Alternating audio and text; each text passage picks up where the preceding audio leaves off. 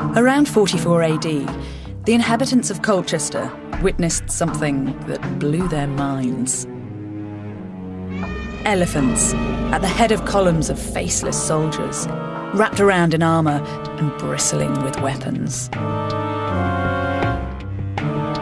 Leading this parade was a man in a grand and elaborate costume. He was the Emperor Claudius, a stammerer, a cripple, but more importantly, ruler world's first superpower, Rome. Claudius wanted an emphatic and unforgettable way of impressing on his new subjects, the people of southern Britain, just what kind of a ruler they were dealing with. This was Rome, the showman, the myth maker at work. An elephant was part exotic novelty, part weapon of mass destruction. By choosing to make his entrance on one, Claudius was driving home his message. Oppose us, and we will crush you. Join us, and we will show you a whole new world. The Romans were here, and the Third Age of Britain had begun. It would last from 43 to 410 AD. They forced the people of this island to rise above local loyalties of family, tribe and race. The Romans found dozens of warring clans here and left them with the idea that is Britain.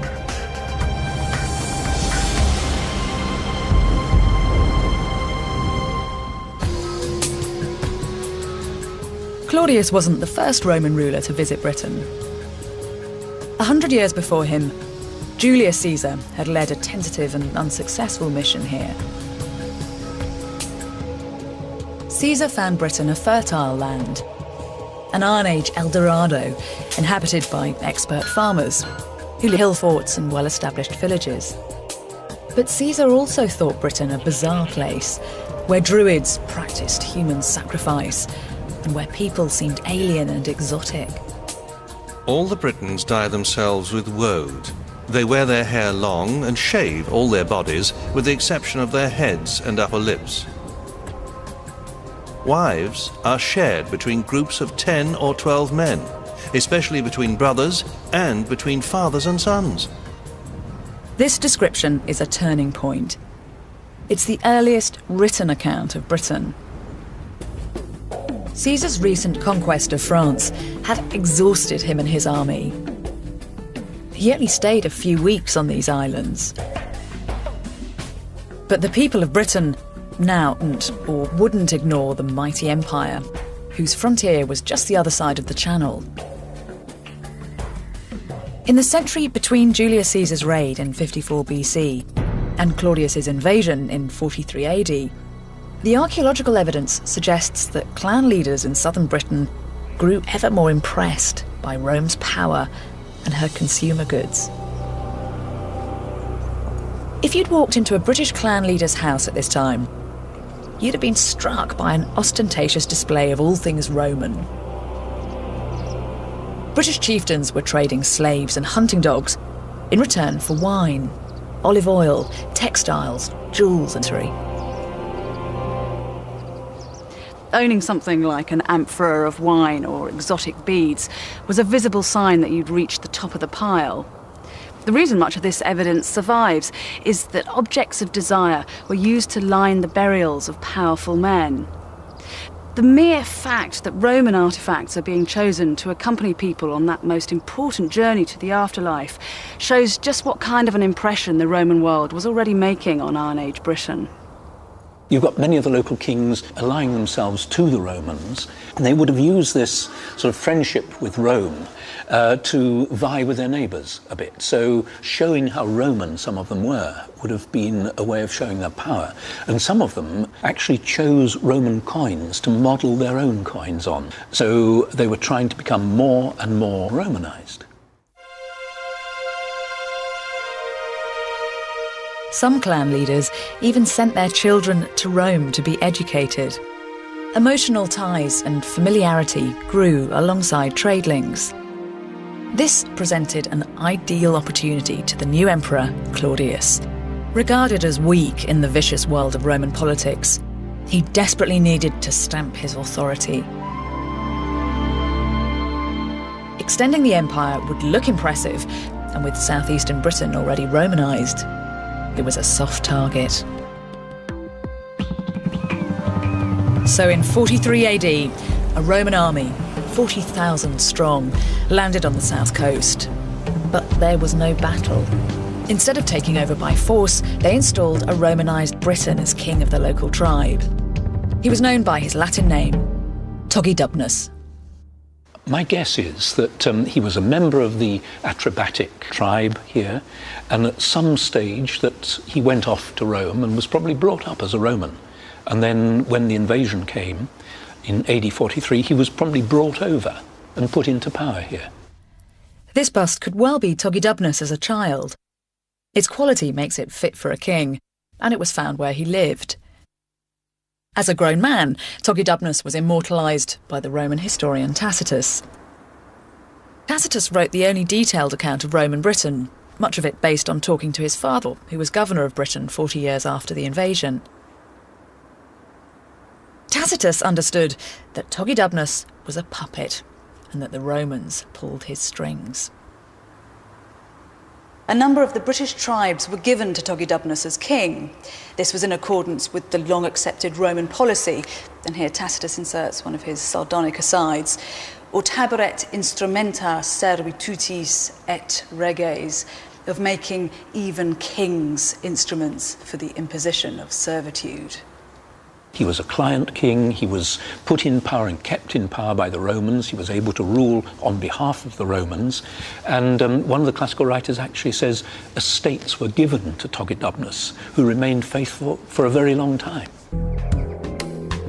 In return for his services, archaeologists believe the Romans built Togidubnus an enormous palace near Fishbourne in Sussex. At the time, it was the largest Roman palace north of the Alps. The people of Britain were used to villages of small roundhouses. Now in their midst was a construction whose size and shape was entirely alien. Previously, going to see one's chief meant entering a slightly bigger roundhouse than your own. Now you had to walk past 150 yards of exquisitely manicured hedges and grand colonnades.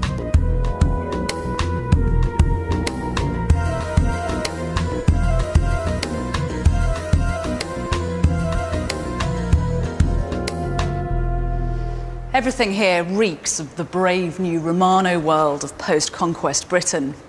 It's a high-tech super house, a show home that loudly advertises the benefits of Roman rule. There isn't a whiff of British culture here. Unlike all those Iron Age roundhouses, this place is rectangular, and it's packed to the gills with Roman technology and Roman art. Fishbourne is more than just a palace. It's one world declaring its superiority over another. It really is the architecture of power. So the whole thing is contrived to make you feel small. That would have been a shock. So too, I think, would have been colour. And here you have a whole range of bright colours. There were bright reds, bright yellows, bright greens, painting large areas of wall. There were vast coloured mosaics everywhere. The whole thing would have been an incredible shock. The occupants of Fishbourne aped Roman design and decoration, even when it was ludicrously inappropriate. Large rooms, airy colonnades, ceramic tiles all made perfect sense in warmer climes, but here was simply foolish. This would have been wonderful somewhere in Italy. It's a bit chilly in Britain. So they had to have braziers in these rooms, and you can actually see down here where the white tesserae are discoloured. And that's presumably where they had a brazier. So imagine them moving the brazier around and huddling around the brazier on a cold winter evening. In terms of area, the impact of a palace like Fishbourne went right down to the lowliest peasant. Some were press-ganged into building it, and they undoubtedly saw Romans as brutal oppressors. But many locals also learned new, marketable skills, like bricklaying, stonemasonry and surveying. It gave a whole range of opportunities for young people to learn. And Tacitus says that the Britons are wonderful students. They love learning. You're trained in skills you didn't even know existed. And then when you had them, then you could go out and use those skills in building other Roman villas or going across this town and joining in with a building project there. So it was a very rapid learning process that people were going through, and a place like Fishbourne is in lots of ways a means of Romanisation. The southeast may have fallen without a fight, but elsewhere, Britons would engage with the brutal force of Rome's army, the most efficient military machine in antiquity.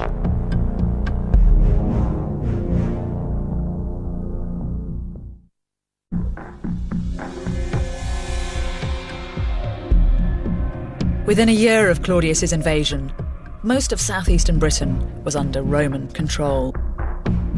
But further west, in modern-day Dorset and Devon, was the territory of the Durotriges, a tribe still hostile to Rome. Their people would have heard of the arrival of this massive foreign army in the east, and by early AD 44, would even have suffered occasional Roman cavalry patrols, raiding their lands, gathering intelligence, and demanding food and supplies.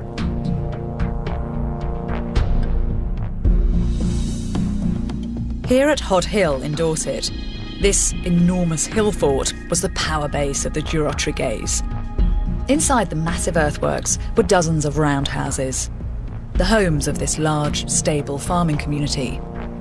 Archaeologists believe that it was here the Durotriges made their stand against the Romans. Massed up here, guarding the ramparts, was a tribal militia. These were men who'd been steeped in the warrior ethic since birth. They'd gone through their pre-battle rituals, and now they were ready to fight to the death to defend their land.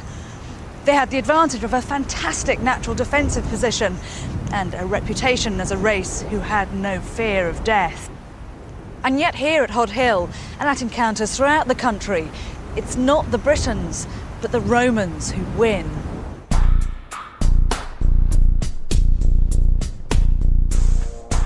The men of the Durotriges weren't full-time soldiers.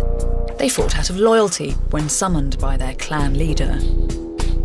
They were keen to demonstrate their fearlessness and show off their blue body paint. This meant many fought bare-chested, even though armour was available to them.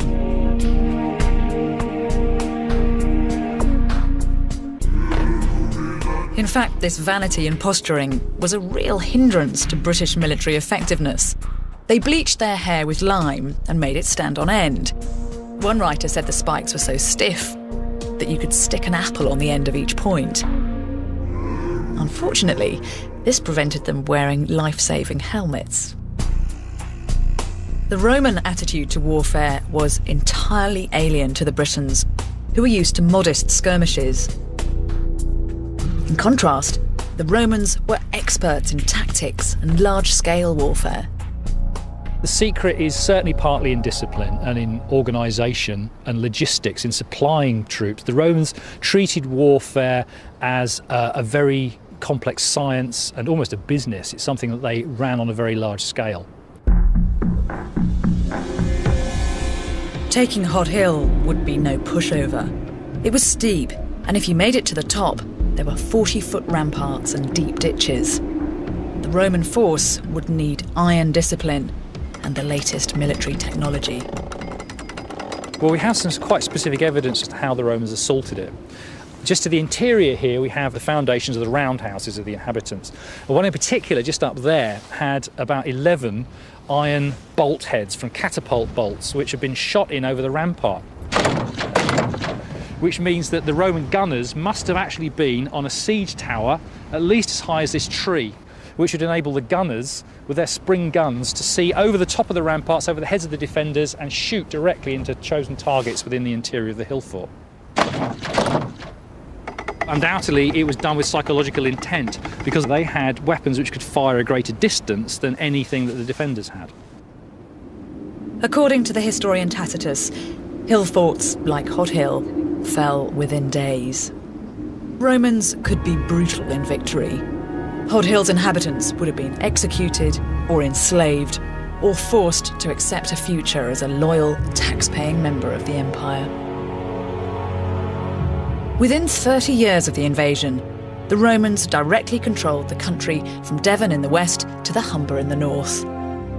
The rulers of Yorkshire and Lancashire became client kings like Togedubnus. The peasant farmers who made up most of the British population now found themselves part of a Europe-wide empire. This made a real difference to their lives.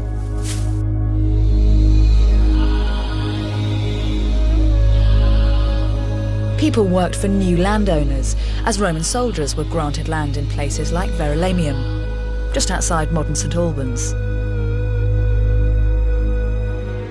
For the first time, what we'd recognise as towns were established. The soldiers employed servants and builders, taverns and brothels opened. Rather than the clan loyalties of Iron Age Britain, these new towns had commerce at their heart. The soldiers made the coins with which they were paid, the common currency of the empire.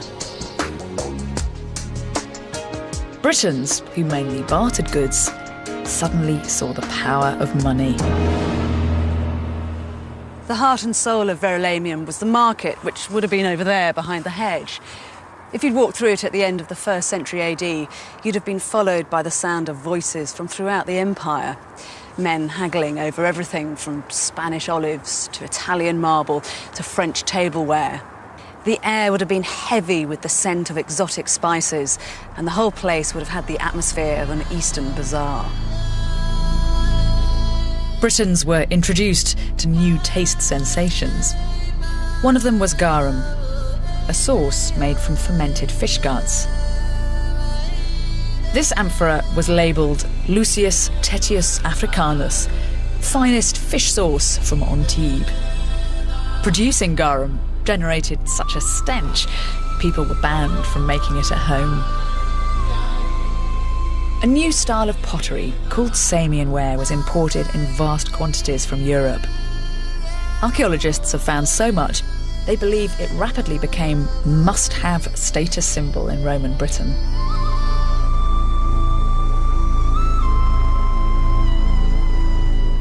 Romano-British towns boomed. Theatres, civic buildings and fancy townhouses appeared. Not surprisingly, those who embraced this new culture no longer respected the surviving pre-Roman aristocracy. They were losing their land, their power, and they knew their days were numbered.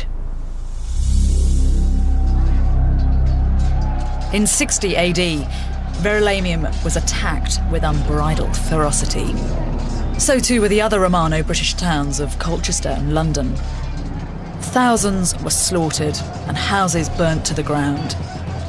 The historian Dio Cassius says, The attackers hung up naked the noblest and most distinguished women, cut off their breasts, and sewed them to their mouths in order to make the victims appear to be eating them. Afterwards, they impaled the women on sharp skewers, run lengthwise through the entire body. And leading the attack was a woman with waist-length hair and piercing eyes. Boudica. It is possible to imagine the London which Boudica sacked. It's a small town and it's centred around the modern Bank of England. So if you walk past that building, you can imagine that under your feet is the destruction layer caused by Boudica's sacking of the city.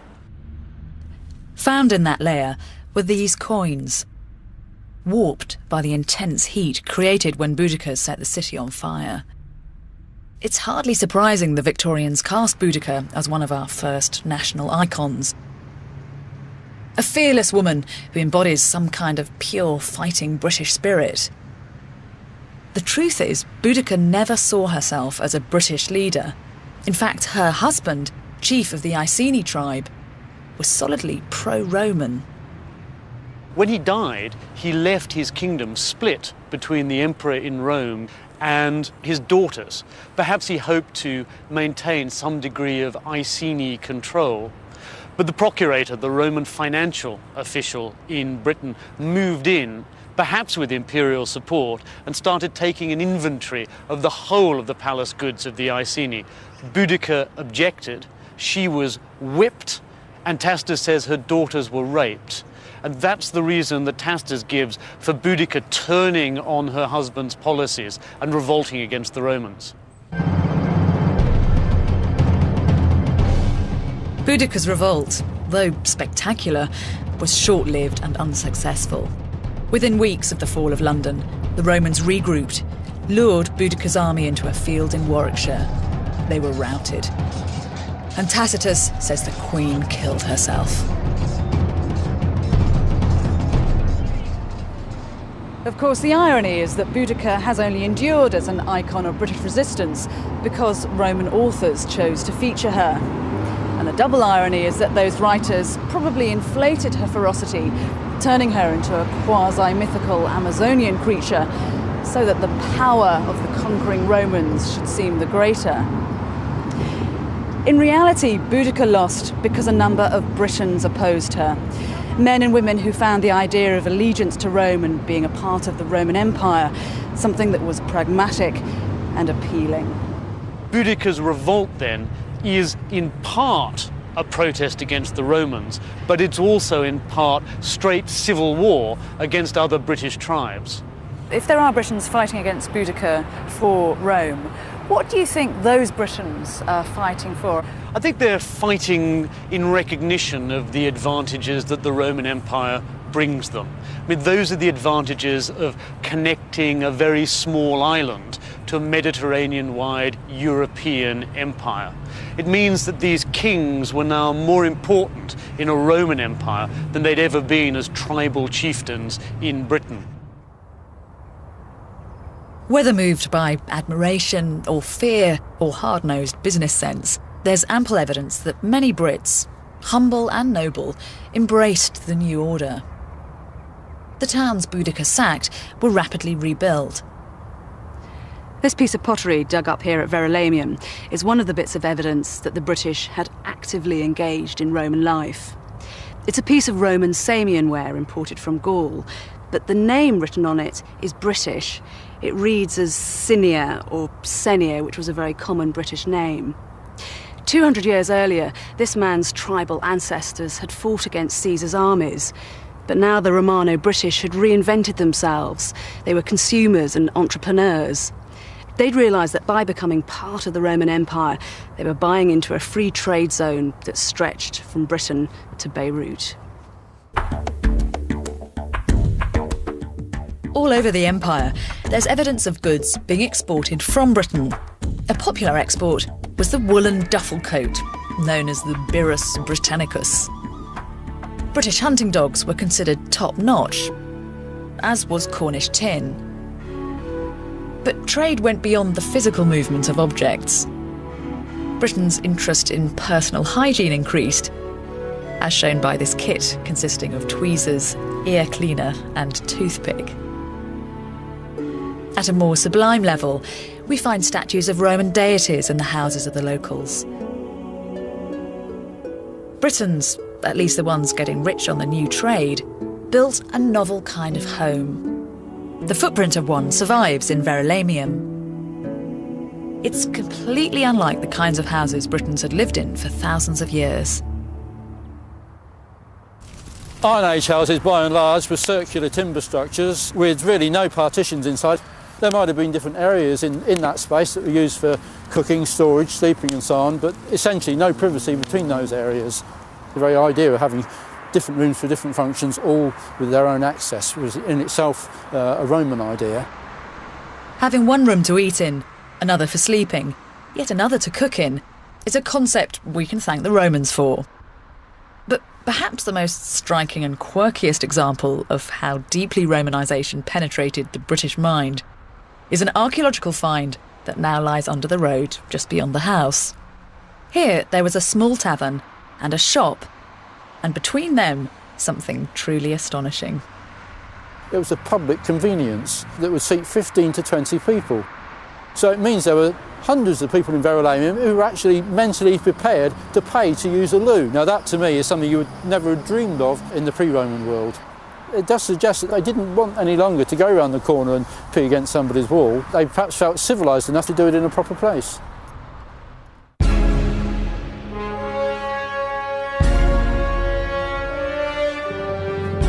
Under Rome, Britons were taught to want different things from life, including that gruesome ancient entertainment, gladiatorial combat. A pot discovered in Colchester shows several named gladiators fighting each other and wild animals. But of all the things the Romans introduced to Britain, one stands out as dominating every aspect of our lives to this very day.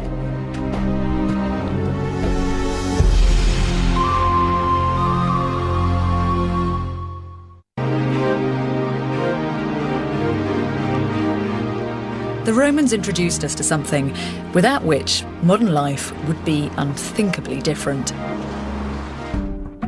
The alphabet we still use today. Pre-Roman Britain was illiterate, and with the Romans came our first experience of the power of the written word. The Romans didn't encourage literacy in Britain out of the goodness of their hearts. For them, writing and documentation were vital tools of control.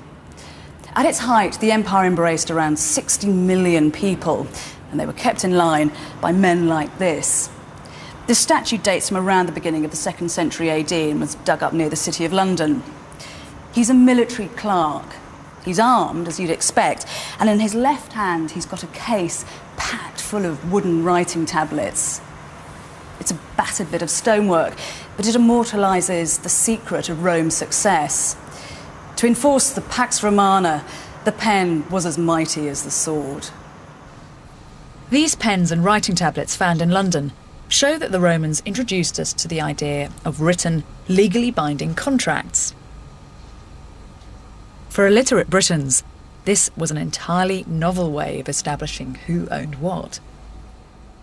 I think one of the main differences that ordinary Britons would have noticed with the coming of the Romans was that they would have no longer been permitted to carry weapons.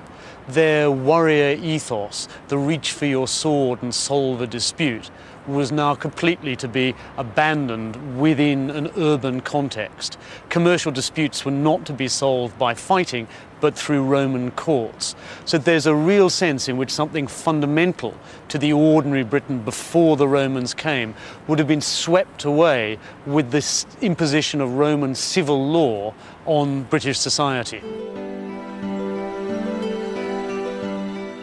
But there's surprising evidence, particularly in towns, that Latin didn't just stop street brawls, it became the language of the street. In London, this tile bears an inscription describing one worker's anger at another's laziness. It says, Hostilis has been sloping off on his own every day for a fortnight. Underpinning the spread of Roman culture was her ever-present army. By the end of the 1st century, there were numerous forts scattered across the country. Britons were recruited too, but thanks to a particularly astute piece of Roman policy, they rarely served within the country. The Romans had a conscious military strategy of jumbling up different racial groups to avoid the potentially explosive or subversive situation where you had locals controlling other locals. For that reason, you might get a boy from here on the Tyneside fighting in the Rhineland.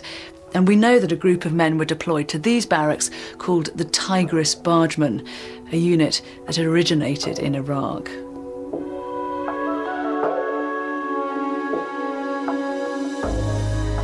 Tens, possibly hundreds of thousands of foreign soldiers and traders settled down here.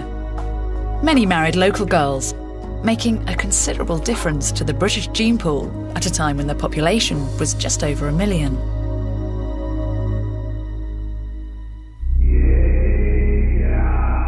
This tombstone tells such a story. It mourns the death at 30 of an ex-slave girl from Hertfordshire called Regina.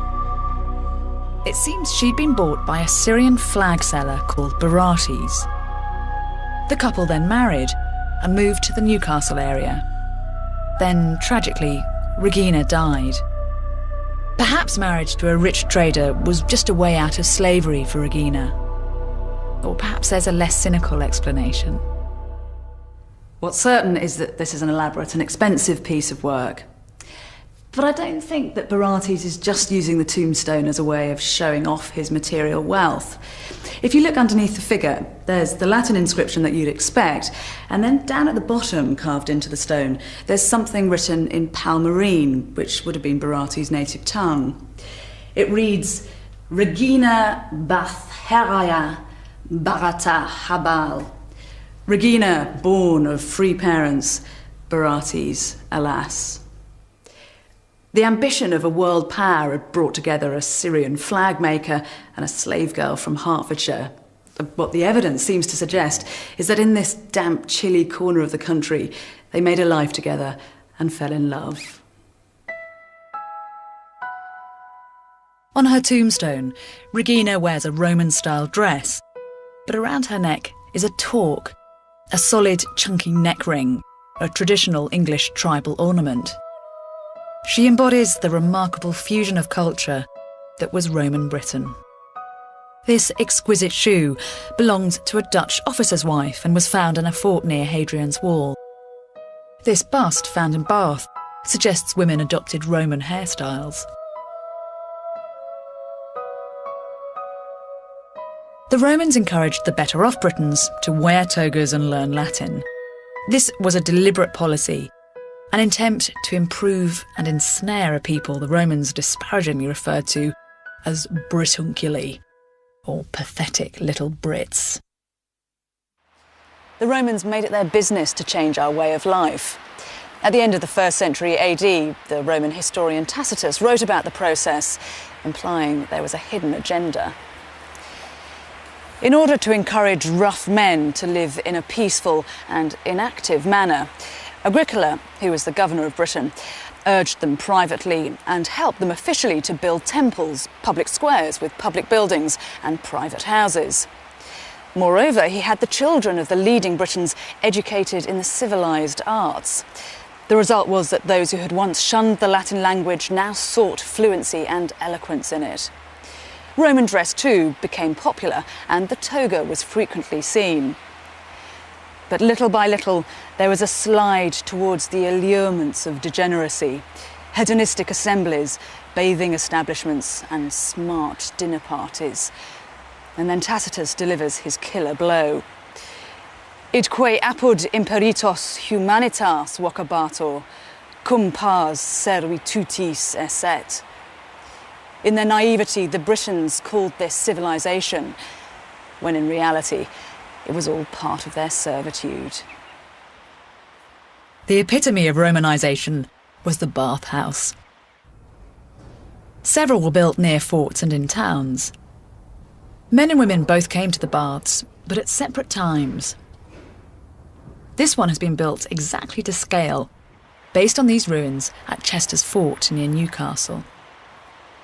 This is the changing room. This is where you'd first come in, and this is where you'd greet your friends. You might do some physical exercises, but this is where you basically took your clothes off and prepared yourself for bathing.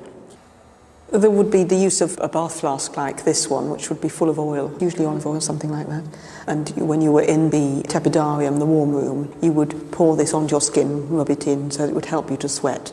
And then when you went into the really hot room, the caldarium, and you were sweating, you would take a metal strip called a strigil, and you'd use this to scrape the muck and the oil off your skin. You'd then throw yourself into the cold plunge, and you'd use a coarse linen towel like this to dry yourself afterwards. That exfoliation? Absolutely, yes. The author Seneca described the hectic atmosphere of the bathhouse. There are groans as muscle men exercise with their weights. The unfit just have massages, and I hear the slap of hands beating bodies. Ball players yell out the score. Drunks have arguments. Thieves shout when they're caught. Some sing out loud. People dive in pools with great splashes, and there are the shouts of those selling drinks and snacks.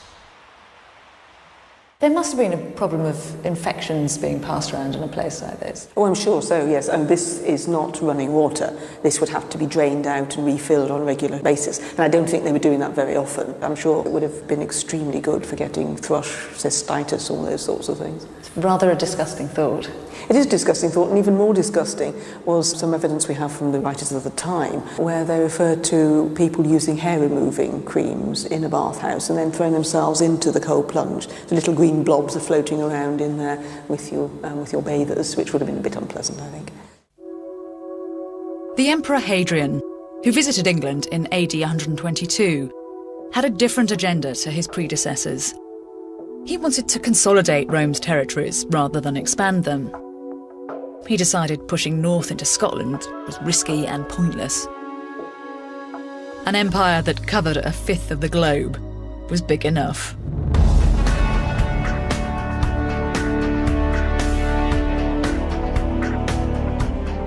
To mark the empire's northernmost border, Hadrian ordered the construction of the wall that bears his name.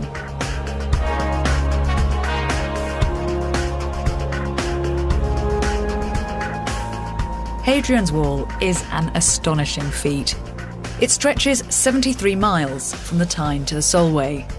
Only an institution with the organisational skills of the Roman Empire could have pulled it off. But those centralised bureaucracies like Rome think big. They also make absurd mistakes.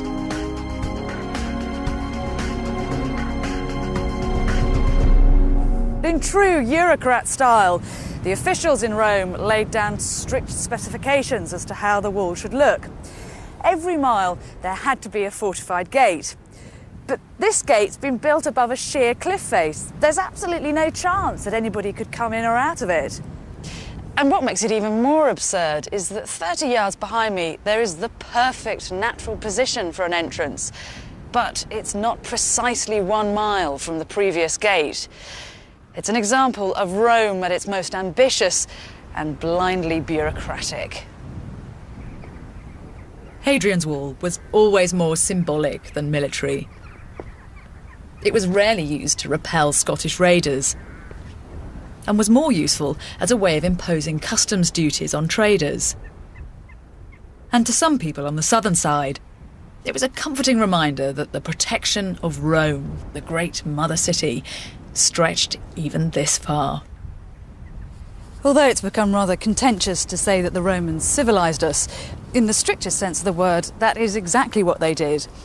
Civilization comes from the Latin civis, which means citizen. And in AD 212, the Emperor Caracalla decreed that every free person who lived in the empire was now a Roman citizen. So for that reason, Hadrian's Wall did mark the edge of civilization. Roman Britain was about to enter its golden age. It would last 2 centuries, but end in chaos.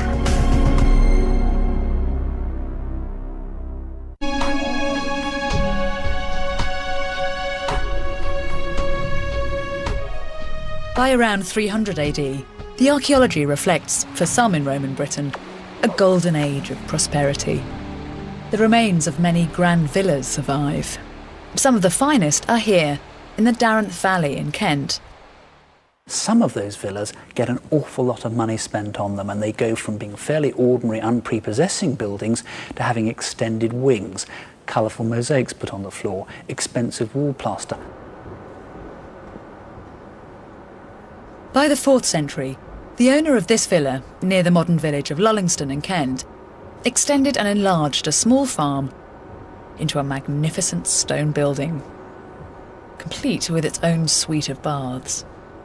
This may have belonged to a rich person, a government official, for example, somebody who was highly placed and could afford to have a country seat and a seat in town. But a villa like this was at the centre of an area of highly organised economic activity. We'd see people like cooks and tinkers and peddlers and carpenters and ironmongers and all the people who might have belonged to the sort of slave establishment that would have orientated around a villa like this.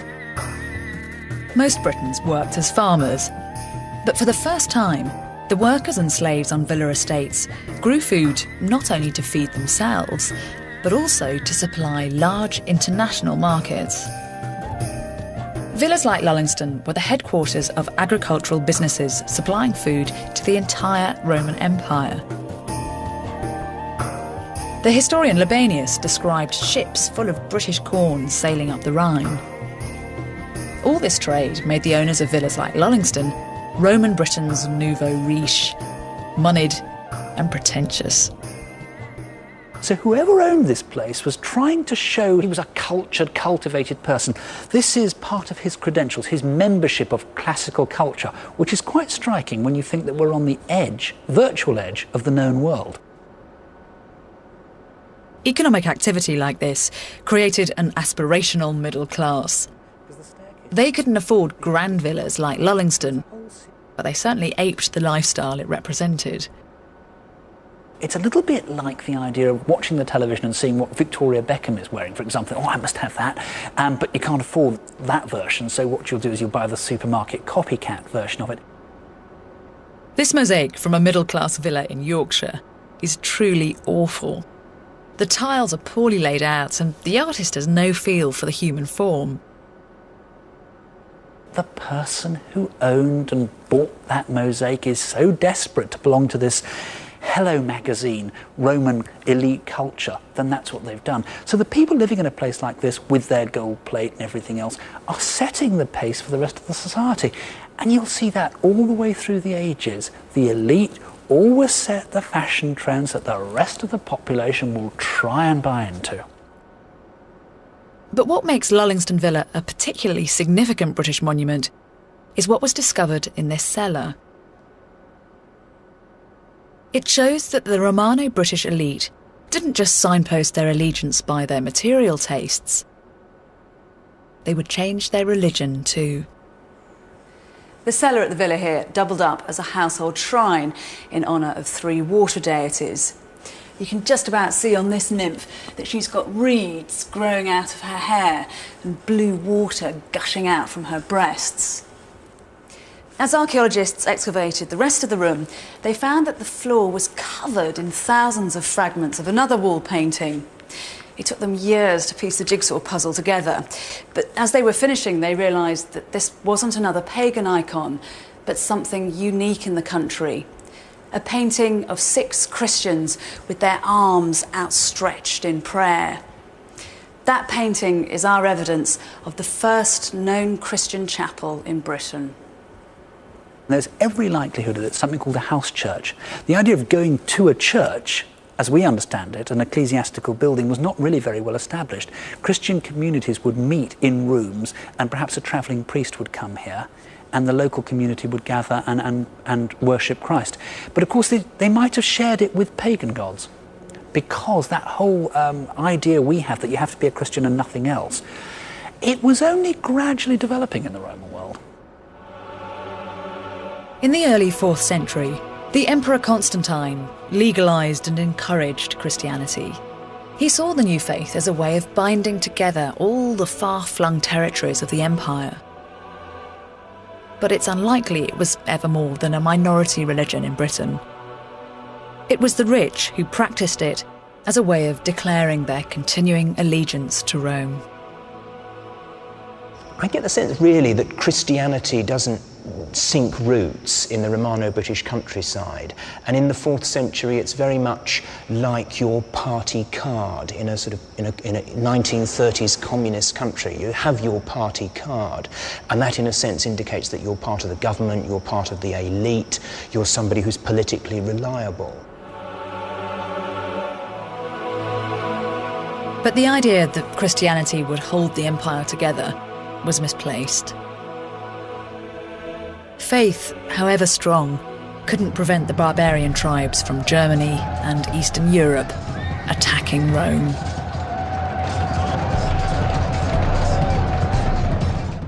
Britain's island status protected her to some extent, but the ships that carried her lucrative grain exports were now in grave danger.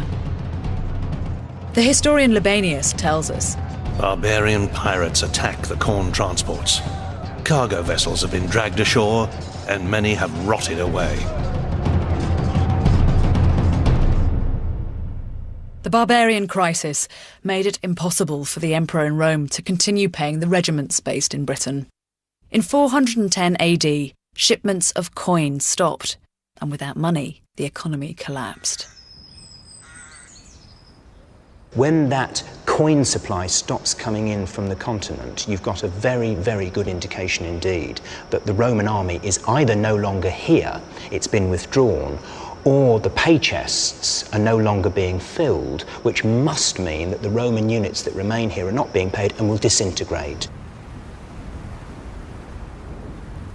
The places most severely hit by the severance of the monetary umbilical cord to Rome were the towns. Believe it or not, this was once the thriving metropolis of Caliva Atrebatum, about 10 miles outside modern Reading. Instead of these fields, you have to imagine one of the largest settlements in Roman Britain, with a beautiful basilica, an amphitheatre and a buzzing international market. But once it became clear that Caliva Atrebatum could no longer sustain trade with the empire, it was abandoned to become like so many other ghost towns in the country. Unlike places like London and Colchester, this was never resettled. So all that's left are these crumbling walls. What we actually see is what's sometimes called by archaeologists squatter occupation, which is quite an evocative term, and it conjures up this idea of the poor moving into the crumbling villas and the old townhouses that have been built by the elite, and sometimes they're lighting fires on mosaic floors, or they're stalling cattle on a mosaic floor. There are some pretty definite examples of that on some of the villas. So I think by the end of the 4th, and once we're into the 5th century AD, we're looking at a Roman civilization that has more or less collapsed.